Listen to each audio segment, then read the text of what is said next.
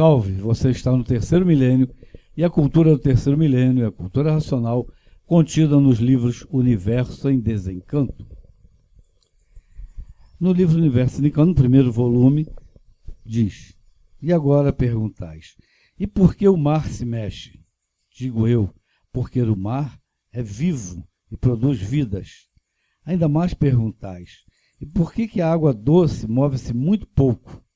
Porque também tem vida, mas não tem a força de sua vida como a do mar.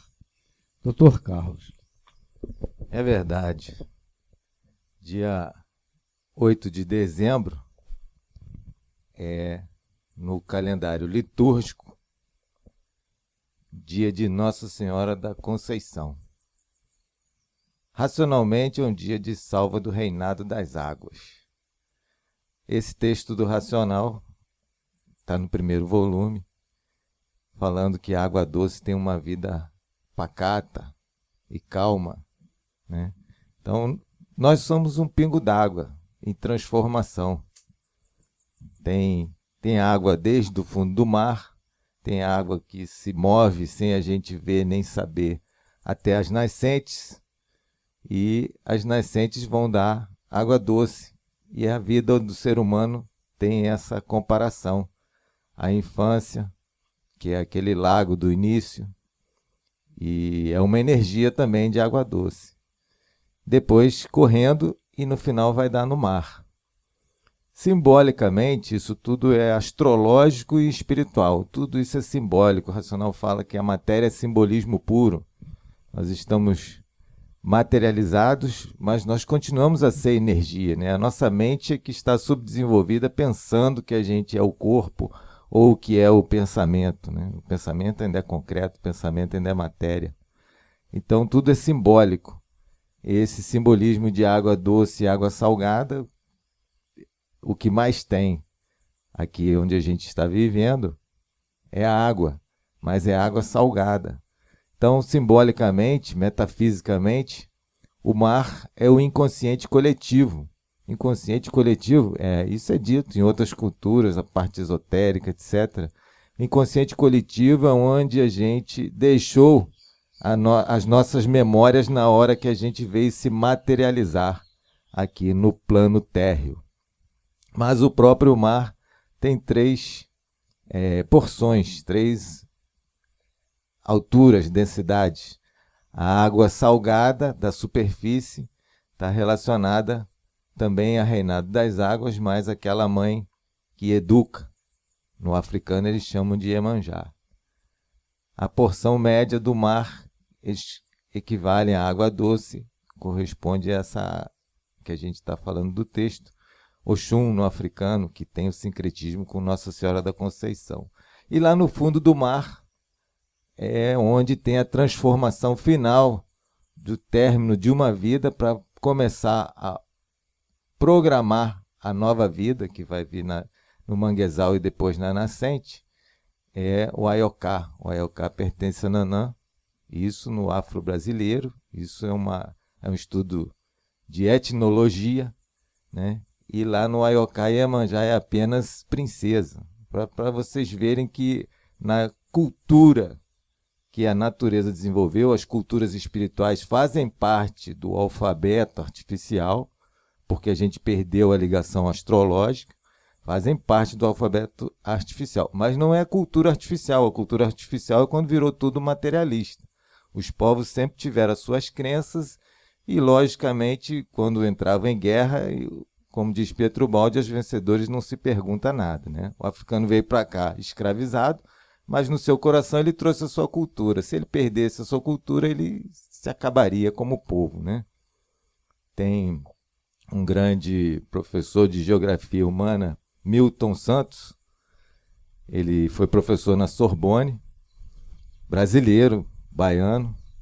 Ele dizia que a globalização foi a vitória do capitalismo, mas com essa vitória hipertrofiou as contradições do capitalismo. Isso é um grande intelectual, é uma citação aqui, o programa Nosso é Cultural. Então ele diz que nessa hipertrofia que a globalização fez com o capitalismo, aumentou, hipertrofiou as suas contradições e todos os povos foram buscar as suas origens. As suas origens estão nas suas crenças. Suas crenças é uma cultura espiritual. Está tudo criptografado, né? Tudo é simbólico, mas o povo invisível sempre trabalhou para a humanidade chegar no terceiro milênio e poder ter uma cultura racional, um denominador comum de linguagem para todos os povos poderem se entender, só agora no terceiro milênio, né? E essa energia da água doce é uma energia amorosa, como a irmã estava falando aqui comigo em off, é uma energia de acolhimento. Eu trabalho em PSF, se fala muito no acolhimento, né? A pessoa tem que aceitar os diferentes, se dar atenção, dar carinho. Essa energia é a energia de áurea dourada. Os antigos dizem que é a mesma energia do amor maternal, é a energia que é da gestação, é a energia do aleitamento, da primeira infância, né? Então, é tudo simbólico. 8 de dezembro, né? Fazem-se as festas, é uma salva racional que a gente lembra, a gente saúda as forças da natureza, e as pessoas que têm muito dessa energia na sua áurea, né? Elas são assim, amorosas. No Cavaleiro da Concórdia tem uma citação de Mãe Seata de Oxum, né? Uma ícone da raiz africana, assim, de culto de nação, candomblé, aqui no Rio de Janeiro. E o mestre se referia a ela como Seata de Oxum, deusa do dengo e do dengue da formosura, né? Porque tem as formas femininas, essa parte da bacia ginecoide, mulher que tem bastante cintura, etc. E isso quer dizer muita fertilidade, hoje a ciência prova, né? A escolha masculina pelo formato violão do sexo oposto está ligado a inconscientemente isso, porque tem mais fertilidade, e isso está ligado nessa parte de reinado das águas. Nós somos um pingo d'água, a gente está em transformação, e isso tudo é da natureza. A cultura racional faz a gente sentir e ver com a mente. Agora, passar a palavra para os irmãos aí. O primeiro volume da obra, o Racional Superior fala sobre a formação do ser. A água se transforma, isto é, deforma-se. Por isso, todos os seres produzidos pela água são deformados. São seres do mal, material, desta deformação. A água se transforma sempre, por isto, além de deformada, é irregular. Assim, temos água doce, água salgada, água ferruginosa, água sulfúrica e todas as espécies de água. Uma parte da planície virou água, e a água, por sua vez, se deformou em todas as coisas existentes neste mundo. Assim sendo, a água é tudo, e o pó, a terra nada é. Por isso, o pó se dissolve na água. Como assim, professor Or? Tudo se dissolve na água, e lá, onde chama-se de água salgada, está lá a base, ou seja, o que está debaixo da água é o sal, e logo vem o que você chama de mar. E, como dizem, né, a água do mar é salgada porque tem mais forte, mais vida, mais força, enquanto a água doce não é tanto assim viva, não tem aquela vivacidade tão forte conforme a água salgada. Mas, de um modo geral, onde está a água doce? Estão nos rios. E os rios correm para onde? Para o mar. Então, o mar é o receptor, é o ponto de chegada de todos os rios. Independente dele vir do norte, do sul, do leste ou do oeste, não importa. Lá, com certeza, eles vão se misturarem. E uma vez se misturando, acabou aquele selo, né? Isso veio do norte, isso veio do sul, o leste... Não, porque lá misturou. Lá agora é água, ou pode-se dizer água salgada. Mas o que acontece quando, por exemplo, aquele seio de água que está lá começa a evaporar? Então, sobe-se o vapor de água e, quando chega a uma determinada altura, o que ocorre? Ela se liquefaz, aquele vapor. Se liquefaz e volta novamente para a Terra na forma líquida, ou seja, água. E quem chega ali é não a água salgada, é a água que antes era chamada de água doce. Mas caem em determinados pontos, infiltram na terra e escoam por baixo da terra ou também por cima, mas aquelas que escoam por baixo da terra vai sair em algum ponto, brotar em algum ponto de novo, nova vida. Quer dizer, veio de um ponto onde você antes não percebia, mas ali brotou a mina. E essas minas se juntam, formam córregos.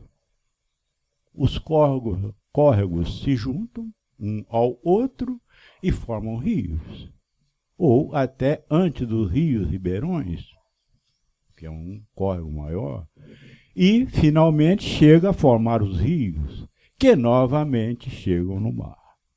Então, o que nós temos aí é vida gerando vida, se renovando e sempre dando para nós a esperança de chegar.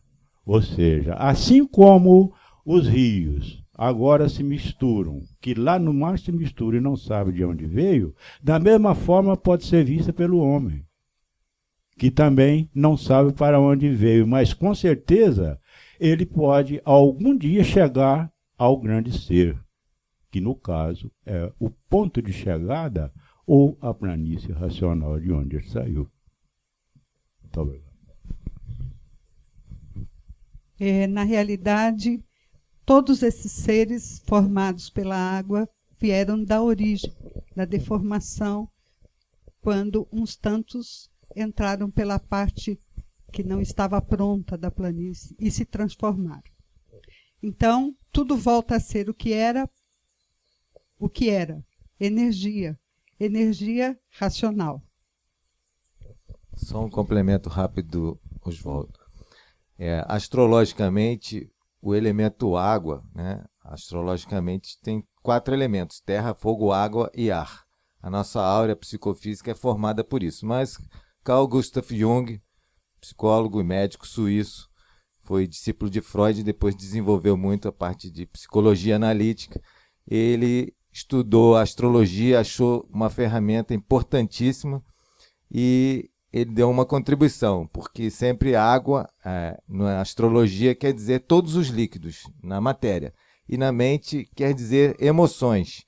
Mas quando a mente está educada racionalmente, água significa sentimentos que dão estabilidade à pessoa. E o último complemento, todos os sensitivos, os paranormais, tem muito elemento água astrológico, vai fazer o mapa astral, dá com certeza um desequilíbrio de água, tem muito elemento água. Então, salve o Renato das Águas. E só para acrescentar aqui a parte do livro, a água, a parte elétrica é o fogo que queima e destrói, e a parte magnética é a água que constrói e forma tudo.